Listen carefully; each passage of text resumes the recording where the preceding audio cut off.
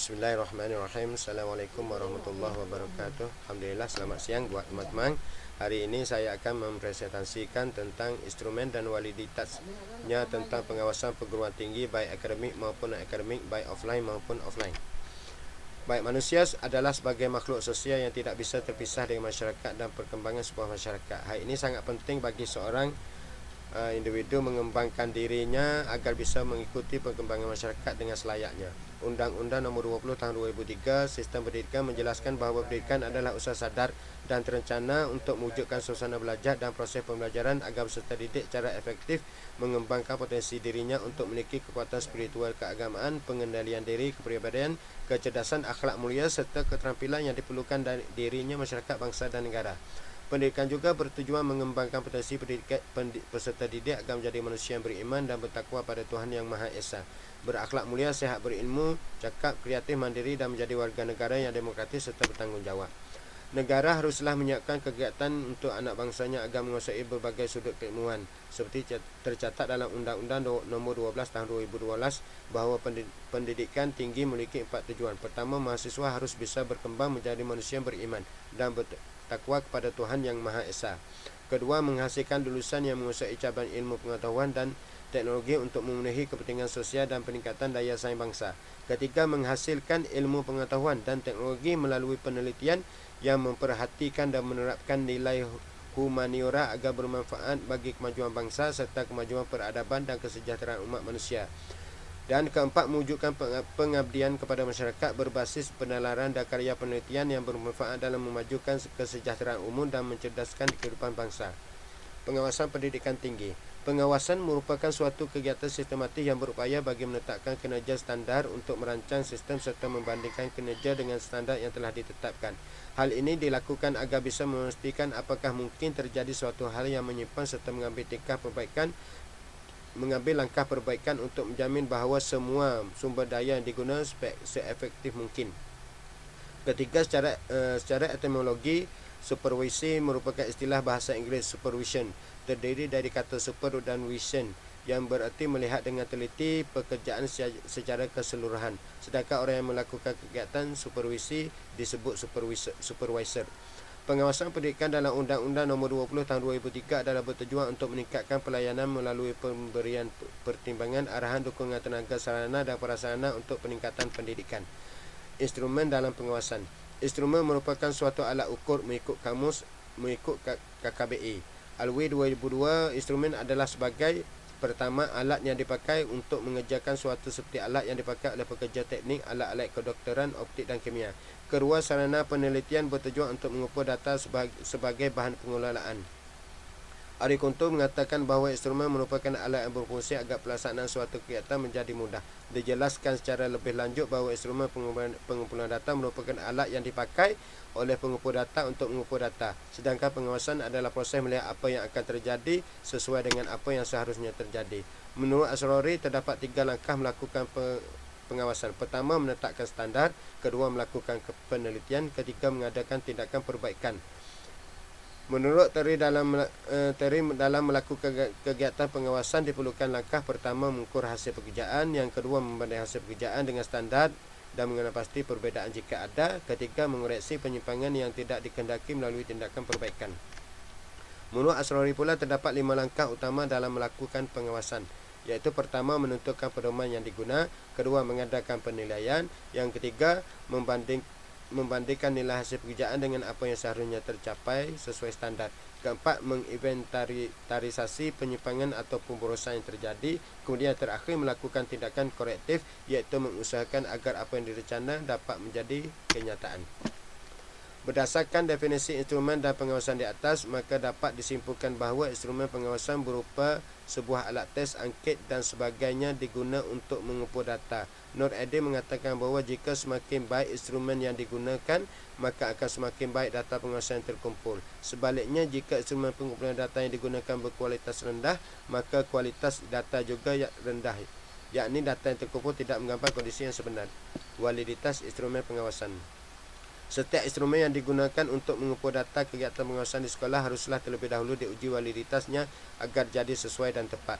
Yang dimaksud dengan uji validitas ialah instrumen validitas instrumen ialah suatu upaya untuk mengetahui sama ada instrumen yang telah dibuat tepat sebagai alat dan dapat diguna untuk mengukur data pengawasan di sekolah.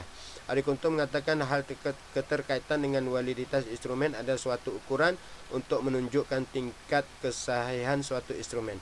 Instrumen yang sahih mempunyai validitas yang tinggi dan sebaliknya.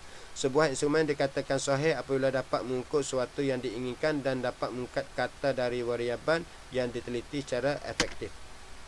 Validitas instrumen dapat dikelompokkan menjadi 4 jenis. Pertama, validitas konstruk. Kedua, validitas isi. Yang ketiga, validitas rupa. Yang keempat, validitas ramalan. Langkah-langkah penyusunan instrumen. Terdapat 2 cara untuk mengembangkan instrumen, iaitu pertama dengan cara mengembangkan sendiri, kemudian yang kedua dengan cara menyadur. Ada berapa langkah tahapan yang ditempuh untuk mengembangkan sendiri? Pertama, menentukan variabel. Kedua, menentukan instrumen. Ketiga, menjabar bangun. Ketiga, menjabar bangun setiap variabel. Keempat, menyusun kisi-kisi. Yang kelima, penulisan butir-butir instrumen. Keenam, mengkaji ulang instrumen yang dilakukan. Ketujuh, penyusunan perangkat instrumen sementara. Kelapan, melakukan uji coba. Kesembilan, perbaikan instrumen sesuai hasil uji coba. Kemudian ke-10, penataan kembali perangkat instrumen yang terpakai untuk pulih data yang akan digunakan. Sedangkan jika pengawas ingin mengembangkan instrumen dengan cara menyadur, maka harus dilakukan langkah seperti berikut. Pertama, penelahan instrumen asli dengan mempelajari panduan umum instrumen dan butir-butir instrumen. Hal ini dilakukan untuk memahami bangun variabel, kisi-kisinya, butir-butirnya dan cara mentafsirkan jawapan. Kedua, penerjemahan setiap butir instrumen ke dalam bahasa Indonesia yang dilakukan oleh 2 orang secara terpisah. Ketiga, penerjemahan kembali ke dalam bahasa aslinya untuk mengetahui kebenaran penerjemahan. Keempat, memadukan hasil terjemahan antara keduanya. Kelima, perbaikan butir instrumen bila diperlukan. Keenam, uji pemahaman subjek terhadap butir instrumen. Ketujuh, uji validitas instrumen. Dan juga yang terakhir, uji reliabilitas instrumen. Pemilihan instrumen pengawasan di sekolah harus didasarkan pada rambu-rambu yang tepat, sehingga instrumen yang telah dipilih benar-benar sesuai untuk pengumpulan data pengawasan secara tepat. Rambu-rambu tersebut menurut Adikunto adalah seperti jadual di bawah ini. Ada metode, ada instrumen dan ada data tentang. Yakni dalam metode adanya angket, adanya wawancara, adanya pengawatan, dokumentasi dan juga test. Juga dalam instrumen adanya angket, adanya skala sikap, ada wawancara, ada pedoman, checklist, juga pedoman, ada pengawatan. Dalam dokumentasi juga ada checklist dan juga ada soal test. Kemudian data tentang berbagai-bagai data yang harus ditampilkan di sini. Kemudian menurut Adikunto, langkah-langkah yang harus dilalui dalam menyusun instrumen pengawasan sekolah adalah sebagai berikut.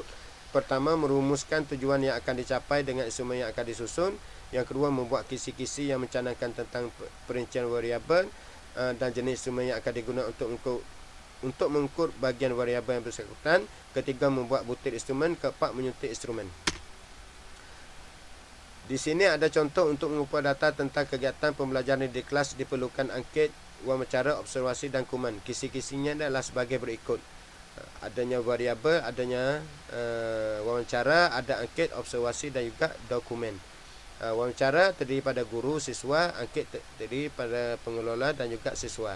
Juga variabelnya ada 10. Mulai dan berakhir pelajaran, aktivitas siswa, kesulitan modul, kelengkapan alat, pelaksanaan tes, mutu soal tes, pengambilan nilai akhir, pengadministrasian modul, situasi belajar secara umum. Format instrumen pengawasan. Ada nama guru, mengajar kelas, bidang studi. Aspek yang diawasi juga ada 6. Apakah murid merumuskan tujuan internasional secara khusus? Apakah murid aktif dalam belajar? Apakah murid menunjukkan kreativitas? Apakah guru terampil dalam organisasi kegiatan belajar mengajar? Apakah proses dalam pengajaran yang digunakan cukup alat, yakni media pembelajaran? Apakah guru memahami dan membantu murid?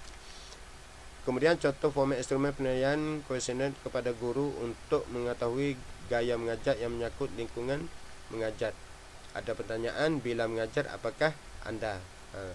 Pertama, 1, 2, 3, 4, 5, 6, 7. Kesimpulannya, instrumen merupakan alat yang digunakan untuk mengukur dan juga sebagai alat untuk mengumpul data. Sedangkan pengawasan adalah suatu kegiatan melihat apa yang akan terjadi serta adakah sesuai dengan apa yang harus terjadi. Jadi instrumen dalam pengawasan adalah sebuah alat tes, angket dan lainnya yang digunakan untuk mengumpul data bagi memudahkan kegiatan supervisi di suatu lembaga pendidikan. Untuk melakukan pengembangan instrumen pengawasan di sekolah, terdapat 2 cara untuk mengembangkan instrumen. Yang pertama, instrumen, iaitu pertama dengan cara mengemas sendiri, yang kedua dengan cara menyadul.